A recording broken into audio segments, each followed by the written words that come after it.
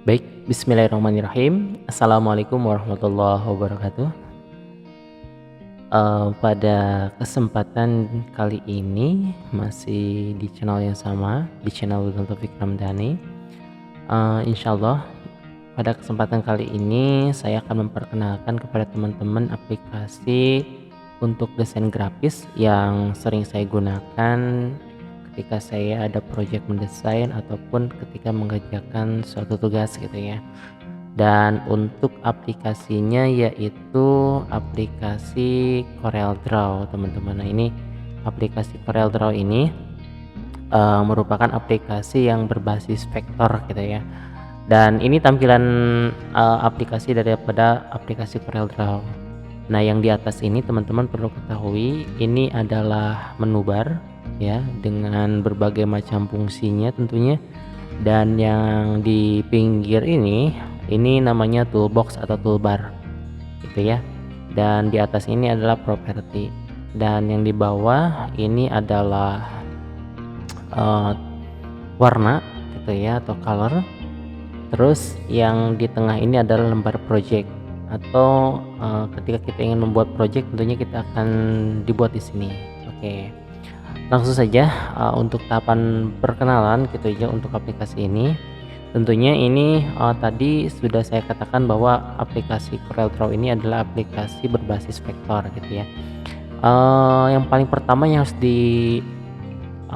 harus dibuat gitu ya, yaitu adalah ukuran projectnya. Mau berapa ukurannya, maka teman-teman tinggal cek di sini. Nah, di sini ada page size-nya. Nah, ketika teman-teman sudah mengatur, misalnya saya ukurannya 4 saja. 4 itu 21 kali 29,7 ya. Kita rubah unitnya itu menjadi senti. Nah, ini otomatis akan berubah 21 kali 29,7. Nah, ini untuk ukuran kertas A4. Jadi, teman-teman ketika ingin membuat sebuah project tentunya atur dulu lembar projectnya gitu ya, supaya nanti teman-teman tidak kebingungan. Dan ini banyak terkendala juga gitu ya kepada yang lainnya yang sering menggunakan aplikasi CorelDRAW terus di proses finishing, di print out gitu ya atau dicetak ternyata kepotong gitu ya, itu tidak sesuainya. Maka yang paling utama adalah kita atur dulu lembar projectnya. Oke. Di toolbar ini atau toolbox ini dengan berbagai macam fungsi atau alat yang digunakan. Nah, di atas ini ada Pix Tool. Nah, Pix Tool ini teman-teman bisa lihat ada sebagai penyeleksi gitu atau position atau transform object gitu ya. Jadi Pix Tool ini identiknya seperti tangan kita saja gitu ya untuk memindahkan objek, terus menggeser objek, menyeleksi objek yang akan kita ambil atau yang akan kita pindahkan atau yang akan kita atur gitu. Ini ada di Pixtool. Jadi setiap teman-teman buat project tentunya untuk kembali mengaturnya itu misal posisinya atau ukurannya juga bisa ke Pixtool gitu ya. Kembali lagi ke Pixtool. Contoh di sini saya akan buat lingkaran. Lingkaran ini bisa teman-teman lihat, cek di ellipse tool atau F7 di keyboard, klik saja satu kali, klik kiri satu kali sambil tarik. Nah, ketika lingkaran yang saya buat ini lonjong, ternyata otomatis ini berpengaruh. Nah, teman-teman, kalau semisal ingin sama, banyak caranya. Teman-teman bisa semisal untuk size-nya 12, kita ke object side, ininya 12. Otomatis lingkarannya itu bulat ya, jadi diatur terlebih dahulu. Tapi supaya lebih cepat, teman-teman bisa sambil menarik lingkarannya ya, sambil membuat lingkaran teman-teman tekan CTRL atau kontrol. Oke, tekan, tahan gitu ya, lalu lepas. Nah, ini otomatis berbentuk lingkaran gitu ya, langsung tidak lonjong ataupun gepeng. Nah, tadi saya sudah katakan bahwa Pix Tool ini berfungsi untuk menyeleksi objek yang akan kita misal pindahkan ini itu ya, yang akan kita ubah ukurannya kecil, besar. Nah, Ketika teman-teman ingin merubah ukuran atau merubah bentuk besar kecilnya, diusahakan jangan menariknya itu dari pinggir, otomatis dia akan lonjong. Kalau sengaja ya, kalau objeknya misal ingin lonjong ya gak apa-apa gitu ya, tapi kalau semisal ingin lingkaran, biasanya foto gitu ya. Nah, diusahakan jangan dari atas atau dari pinggir, tapi diusahakan teman-teman dari sudut atas atau sudut bawah. Oke ya, sudah paham ya? Oke, selanjutnya di sini ada septul.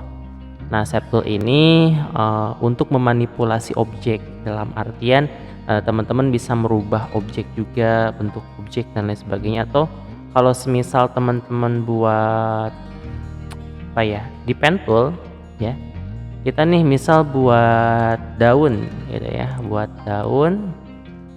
Oke.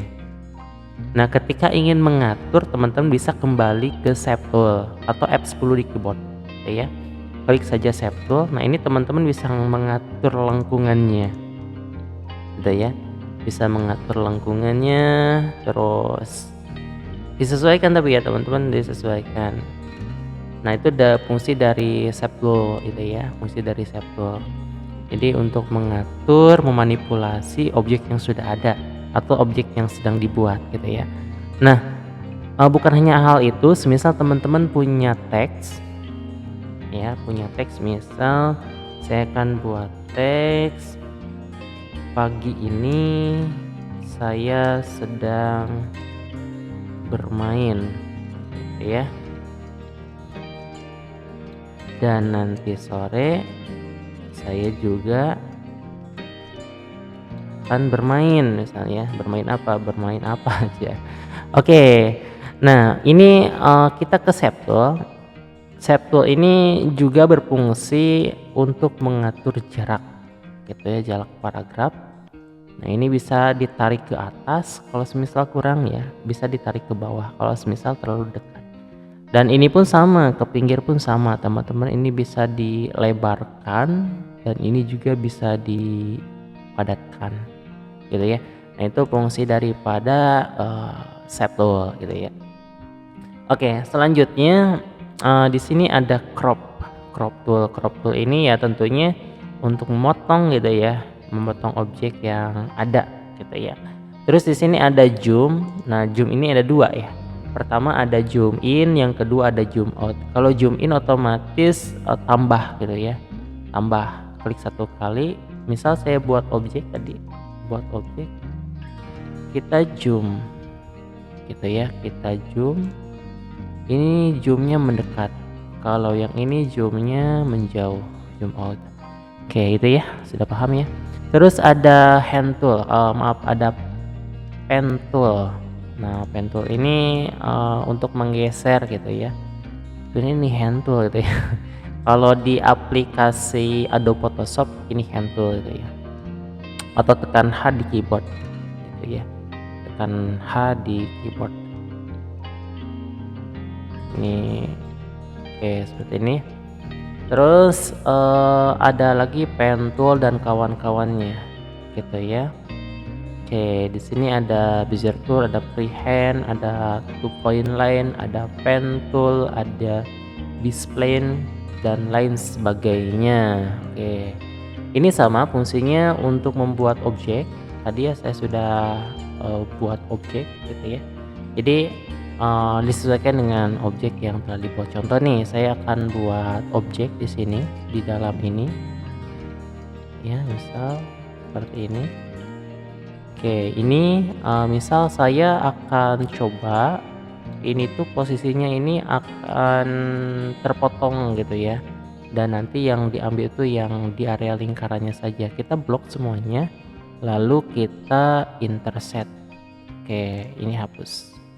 Nah, ini objeknya, kita kasih warna. Nah, seperti ini teman-teman ya. Jadi banyak sebenarnya caranya gitu ya.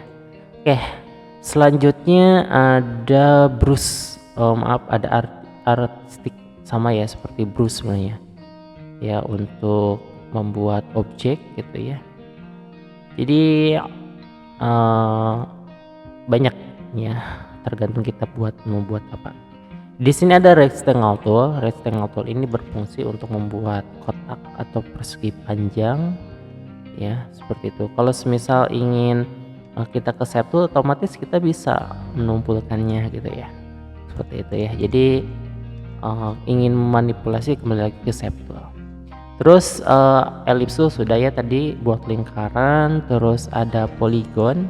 Nah, polygon ini banyak nih teman-teman, ada star, ada kompleks star dan kawan-kawannya. Nah, misal kita akan buat biasanya buat logo gitu ya.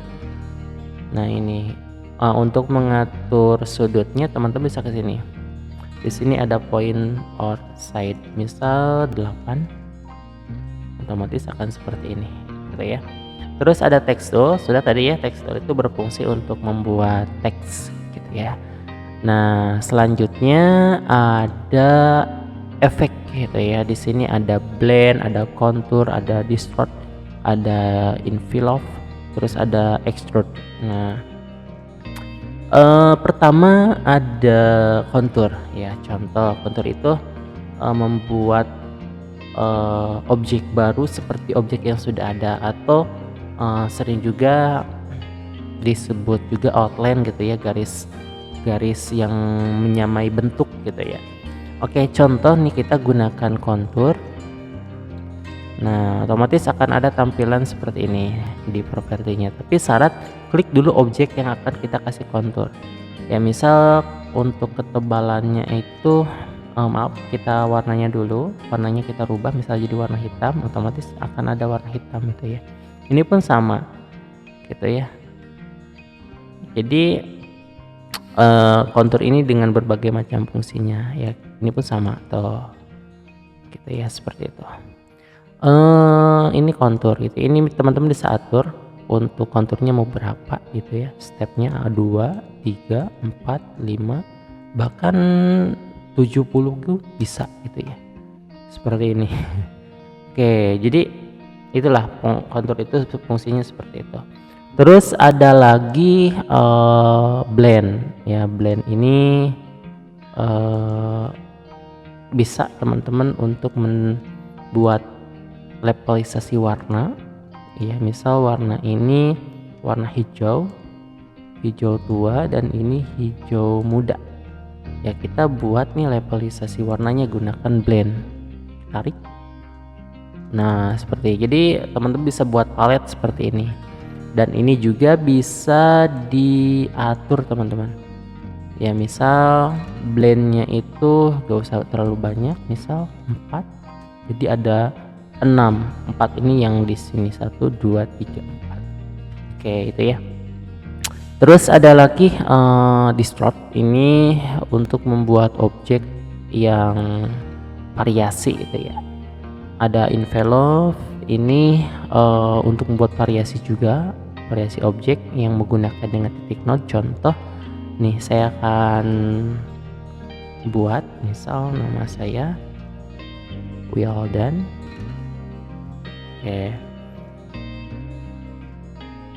Oke, kita gunakan envelope. Nah ini jadi buat variasi gitu, teman. Nah, seperti dan lain sebagainya gitu ya. Nah, ada lagi drop shadow, tentunya ini untuk memberikan efek bayangan. Oke, ini efek bayangannya. Oke, seperti ini. Nah, ini ada efek bayangan di atas, ini bisa diatur untuk bayangannya. Terus ada transparansi, ini berfungsi untuk memberikan efek transparansi di objek. Terus ada color eyedropper tool, ini untuk menyamakan warna yang sudah ada gitu. Ini bisa kopas dari sini nih. Misal warna ini warna hitam, kita kopas, klik kiri 1 kali, otomatis akan berubah, ditempel di sini. Gitu. Ini pun sama, interactive fill tool, ini untuk memberikan warna juga gitu ya. Oke, itu yang pertama teman-teman, pengenalan toolbox gitu ya, atau alat-alat yang biasa digunakan dalam pembuatan desain grafis. Tentunya sebelum kita memasuki atau membuat sebuah desain ya, kita harus paham dulu gitu ya, apa yang akan kita gunakan. Contohnya seperti ini, ketika kita ingin belajar tentunya tahu kan alat yang biasa digunakan untuk belajar gitu ya. Nah ini pun sama, ketika kita ingin desain ya kita cari ini alat-alat yang semestinya disesuaikan dengan apa yang dibutuhkan gitu ya.